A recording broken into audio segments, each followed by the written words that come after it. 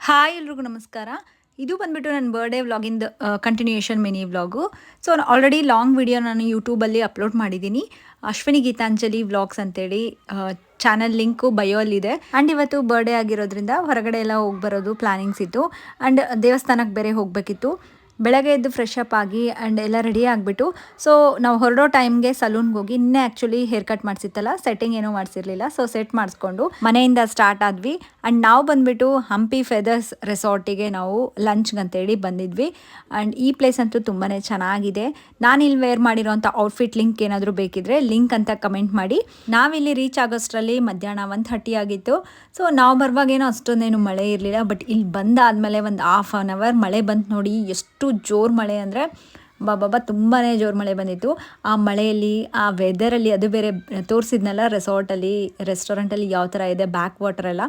So ಅದ್ರ ಪಕ್ಕಕ್ಕೆ ಕುತ್ಕೊಂಡಿದ್ವಿ ನಾವು ಲಂಚ್ಗೆ. ತುಂಬಾ ಚೆನ್ನಾಗಿತ್ತು. ಹಾಗೆ ಅಲ್ಲಿ ಆಂಬಿಯೆಂಟ್ ಎಲ್ಲ ತುಂಬ ಸಖತ್ತಾಗಿತ್ತು. ಫೋಟೋಸ್ ಅಂತೂ ಎಷ್ಟು ಚೆನ್ನಾಗಿ ಬರುತ್ತೆ.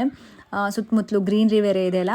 ಸೊ ಫ್ಯಾಮ್ಲಿ ಎಲ್ಲನೂ ಫೋಟೋಸ್ ಎಲ್ಲ ತೆಗೆಸ್ಕೊಂಡು ಆ್ಯಂಡ್ ಮತ್ತೆ ನಾವು ಹುಲಿಗಮ್ಮನ ದೇವಸ್ಥಾನಕ್ಕೆ ಹೋದ್ವಿ. ಸೊ ದರ್ಶನ ಎಲ್ಲ ಮುಗಿಸ್ಕೊಂಡು ಹೊಸಪೇಟೆಗೆ ಹೋದ್ವಿ ಅಮ್ಮನ ಮನೆಗೆ. ಆ್ಯಕ್ಚುಲಿ ಇವತ್ತು ಇನ್ನೊಂದು ಸ್ಪೆಷಲ್ ಏನು ಅಂದರೆ ಅಪ್ಪ ಅಮ್ಮನ ವೆಡ್ಡಿಂಗ್ ಆ್ಯನಿವರ್ಸರಿನೂ ಹೌದು.